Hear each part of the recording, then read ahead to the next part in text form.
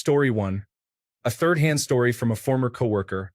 One of the other Marines at the base where he was stationed in the 1990s stole plastic explosives from the test range and tried to sell them at a bar that was literally in line of sight from the base. The first person to show any interest was a Naval Criminal Investigative Service officer. That guy might still be in Leavenworth. Story 2. He was going to be the one to put our small private school on the map by going to the National Football League as a kicker. He fell off a picnic table that was being pulled behind a pickup truck at a party. By the time I saw him again a year later, he could almost feed himself without assistance. Story 3. That Australian kid who, on a dare, ate a slug that had a parasite, developed a gnarly brain infection, ended up in a coma for a year, woke up paralyzed, then passed away in 2018. He was only 19 when it happened. Story 4. A guy I went to high school with was kicked out of his college reserve officers training corps and moved back home. After some time living at home, his dad walked into his bedroom and went off about him being lazy and needing to do something with his life. He decided he was going to take his gun and rob a bank. Supposedly, the gun wasn't loaded, but he did successfully rob the bank and get away. Some time went by. He moved out of his parents' house and started living it up. He eventually told someone he trusted. That person turned him in. He was arrested and charged. He got a count for every person who was in the bank because he had a gun. You can decide if he ruined his life when he decided to rob the bank or when he decided to tell someone that he did it. Story 5. Some guy tried to come into my nightclub when he was clearly too drunk. I made the call not to let him in, so he starts shouting at me and tries to aggressively walk up to me. I put my hands up in defense, and he's pushing back against me. Then the dude lunged at my boss next to me, so my boss shoves him. The guy tumbles backward and slams the back of his head on a curb, paralyzed from the neck down forever. He tried to take my boss to court for $15 million, but the camera showed this guy instigating everything. Story 6. Pretty successful woman at a company I worked for got drunk, took an Uber home from a party, realized she left the keys to her apartment behind, so she decided to climb up to her second-story balcony to get her spare set. She slipped, paralyzed herself, couldn't work for a year, racked up ridiculous medical debt, and the pandemic left her position useless, so she was let go. Story 7. When I was in my early 20s, I worked as an energy worker in field service. One of my really close friends was someone I was on calls with regularly. A project lead pressured both of us to work on equipment we weren't qualified or trained to work on, and we unfortunately relented. We were halfway done with the task, and I walked out to the truck to grab water bottles. Halfway to the truck, I heard a giant buzz, then a huge bang, then screaming. By the time I got back to the generator room, he was fully on fire. The cabinet had arc blasted, and he had been right in the way. By the time I got our fire blanket from the truck, he was basically fully engulfed. I was able to put him out and get him into as much of a recovery position as I could, and then I called our shop to get them to organize a rescue to our location. He somehow survived 80 to 90% second and third degree burns, but coded so many times he ended up with severe brain damage from oxygen deprivation. He lost his eyes, his sense of smell and taste, and much of his sense of touch. I think he lost his hearing too from the noise of it. He's in a vegetative state in a full-time care facility now. I had frequent nightmares for years about it. The thing that stuck with me the most was since the arc blast had hit him basically right in the face, it basically boiled his skin off. I ran in and saw him ripping large pieces of his face off while he tried to bat the flames off. The smell and sight of that never go away. Story 8. I had a friend who got into his car drunk with 5 other people, flipped the car and killed one of the passengers. He went from being this charming, good-looking, likable guy to a shut-in and was seen as a monster by a lot of people in the community. He ended up committing suicide about a year after the accident. He was seriously broken about what had happened. Story 9. Childhood friend thought his wife was cheating on him with one of her coworkers. So he goes to the guy's house, waits for him to get off work, and attacks him with a metal bar. Left him with permanent brain damage, drove down to some old abandoned buildings by the docks, and ended his own life. They had a child and another on the way. She wasn't cheating on him. He had major insecurities. Story 10. A guy I went to high school with was playing bottle rocket tag with some friends and took one to the eye, which blinded him. He was a senior ready to go to college on a baseball pitching scholarship. Story 11. The man who killed my grandfather had never even had a speeding ticket. He was married with children and fell behind on rent. My grandfather, who was in his 80s, worked for the company that rented this man his home for extra money. Grandpa couldn't reach him about his rent and went to do a welfare check. The man panicked and murdered my grandfather. He destroyed more than one life in a matter of 30 seconds. Story 12. Security company. This happened before I worked there, but some coworkers told me the story. A guy was doing well at his job, received many promotions, and was on his way to becoming a lieutenant. However, he was too into his job and got a police scanner that he would listen to. One day, just as he was getting off work, a high-speed chase went by. He hopped in his personal vehicle with his firearm, got to the front of the chase, blocked the suspect in, and pulled his gun. Suddenly, the police were much more interested in the erratic person with a gun. He was charged with several felonies. Story 13. A kid I went to high school with wasn't going to graduate and decided to protest by speeding and doing wheelies on the road in front of the school. On his third round, he passed a pickup truck, hooked his leg on the bumper, and was thrown from the bike right on his head, snapping his neck. The school posthumously graduated him. This happened in 1995 on the northern Illinois and southern Wisconsin border. I noticed his intelligence has been questioned. Let me share an additional anecdote. His nickname was Bob. When asked what it was backward, he replied without guile or irony that it was OB. Whether you agree with the school's action in graduating him or not, locally it was considered window dressing as the whole town knew what happened within hours of his accident. Story 14. A guy I know robbed a bank with a note saying something along the lines of, "Put the money in the bag." He was released on bond within a few weeks. He went back to the same bank with another note and robbed it again. I think he got 35 years. Multiple instances comprised of multiple minutes each. But yeah. Story 15. Local police chief committed a hit and run over the weekend on a parked, unattended vehicle in his department vehicle. By the end of the day Tuesday, he was resigning. State police investigated and issued a bunch of summary offense citations.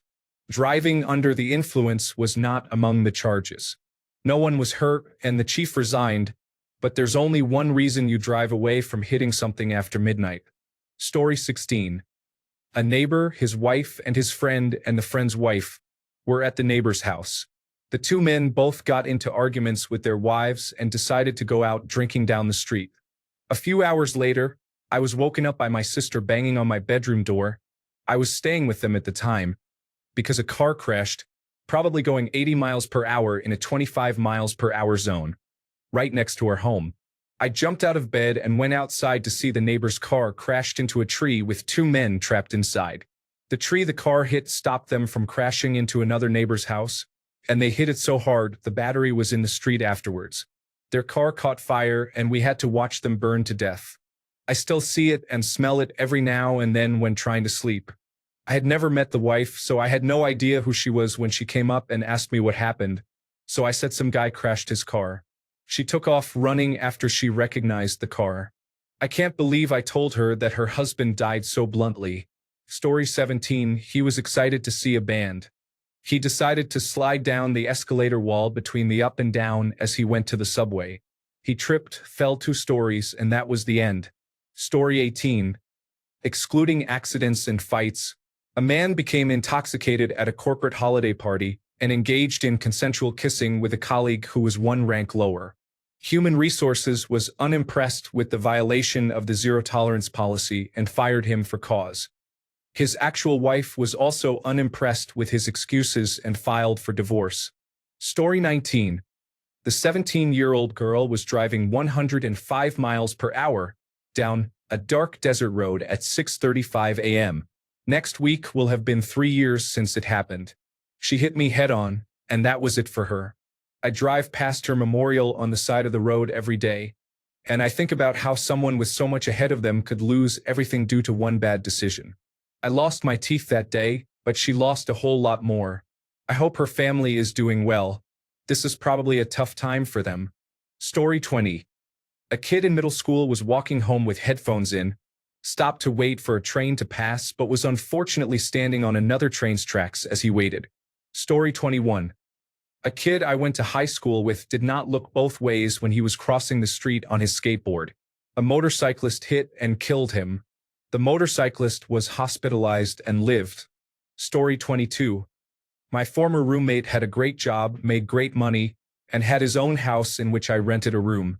The only problem was he was a serious alcoholic and an unpleasant person.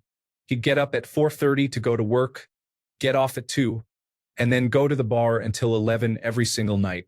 Unless he had a girl coming over, then he'd come home at 10, do a quick cleanup of his filthy room, and have loud and inconsiderate sex. He hit a guy who was riding his bike while drunk driving home one night, fled the scene, came home, and went to the neighbor's house and said he hit a pole. The neighbor called the police, and on the way to the house, they found the guy he hit with his front bumper next to the body. He went to jail for vehicular homicide, did 6 months, and got out. Now he lives with his parents and can't get a job because his story is a little infamous in our town. His sister took over his mortgage and lives in his house now. All he does all day is cry on Facebook about how life isn't fair and badmouths the guy he killed. Story 23. She sold pills that she knew contained fentanyl to 2 people. The first one died. She found out and sold the same pills to another person. That person died. Boom. Life in prison. The texts between her and her dealer are what led to her arrest and exposed that she had full and complete knowledge that the pills would result in an overdose. Story 24. A guy I went to high school with was at a bar. He spoke to a girl at the bar, and she said she had a boyfriend. He said okay and left it alone. The boyfriend was not impressed. He waited for him to go out for a smoke and sucker punched him. He fell, hit his head, and died. So pointless. Story 25. I was a high school teacher in a bad area. I had 2 brothers, one was 1 year older than the other in my classes. They went tagging one night with their crew. They tagged on an old lady's trash can. She came out and yelled at them. One of the kids they were with had a gun and shot her dead. All the boys are spending a life sentence in prison. Story 26. An ex-girlfriend of mine, a lovely person, was out at a restaurant or bar with a friend one night. They had a meal and played pool. When they left, for some reason, she drove his car. I don't know why, but I know that when she and I were together, she asked to drive my car just for the experience of driving a different car. Maybe that was it.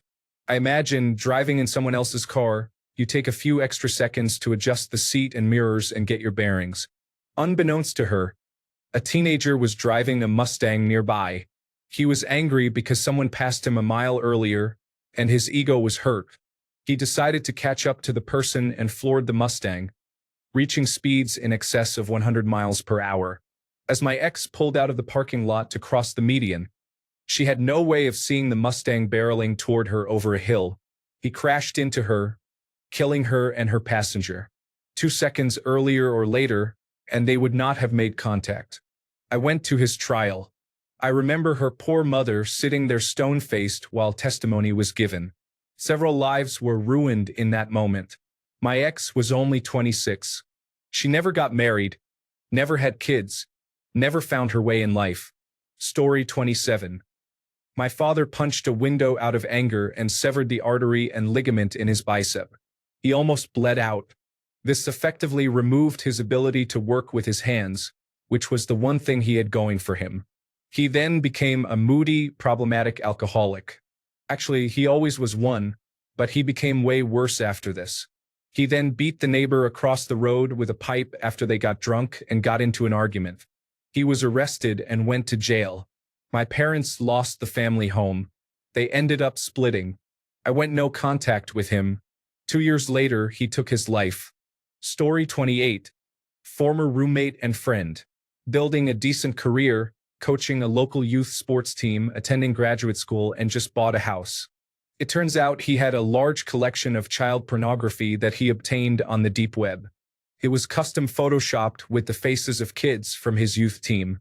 He accidentally uploaded it to Adobe Cloud, and they notified the federal authorities.